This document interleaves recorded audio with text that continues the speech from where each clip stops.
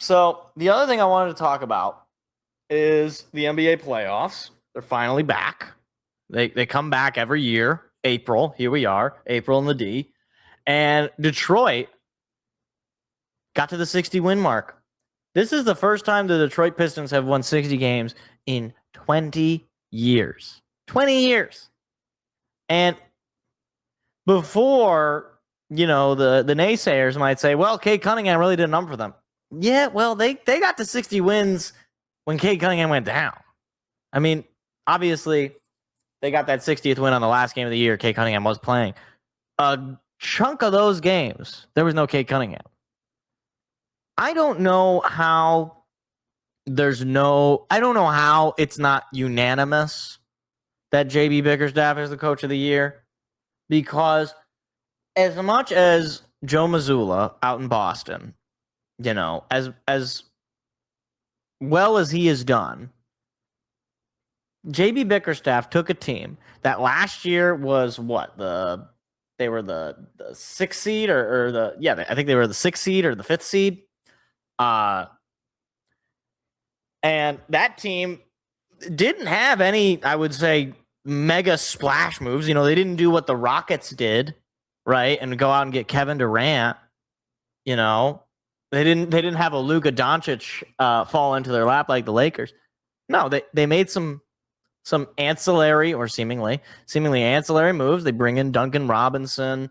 Obviously, Karis LeVert has not worked out entirely well, but Duncan Robinson brought in, Adonis Jenkins on a G League contract that turned out to be immense value to the team.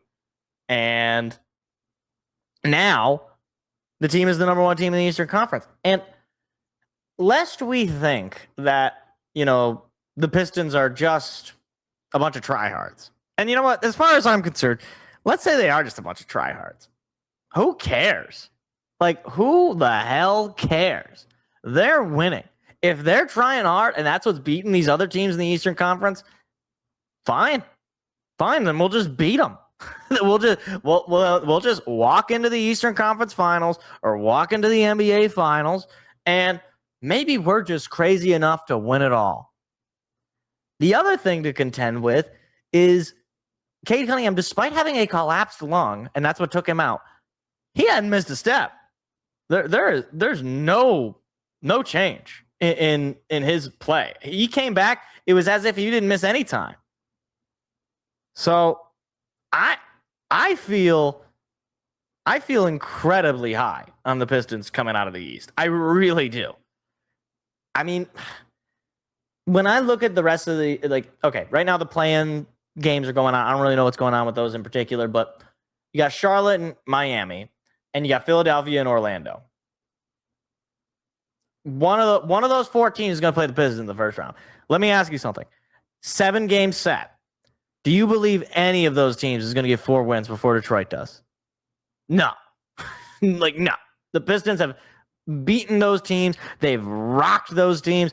There's no world where those teams are going to come into Detroit because it's home court advantage and be able to steal a game or two.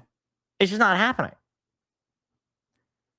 Meanwhile, the other teams out of the East, I mean, I give respect to Boston. I think Boston is probably the team that, if any team is going to beat Detroit out of the East, in my mind, it has to be Boston. I mean, the Knicks, no. Okay, the Knicks, every time they play Detroit, they look like complete shells of themselves, and I think they're a soft team. And soft teams don't go very far in the playoffs, believe me. The Hawks, they're kind of a fun story, but I don't think they have the depth or the talent. Cavs, they have the James Harden effect in the playoffs, which means they're definitely not going to win. Toronto is an interesting team, but again, I don't think they have the depth or the talent compared to Detroit. Of the other 4 teams outside of Boston, maybe Toronto is an interesting pick. But yeah, out of the Eastern Conference, I just don't see any other team really being that major of a threat, again, other than Boston. And I think Detroit can punch back with Boston in a significant way. And you have to imagine, again, if Detroit does have to play Boston, which is not a guarantee, they're going to have to come in here. They're going to have to come to Detroit. It's going to be home court advantage Detroit. And the Pistons have beaten Boston before. They've beaten Boston on the road. They've beaten Boston at home. So I really don't see.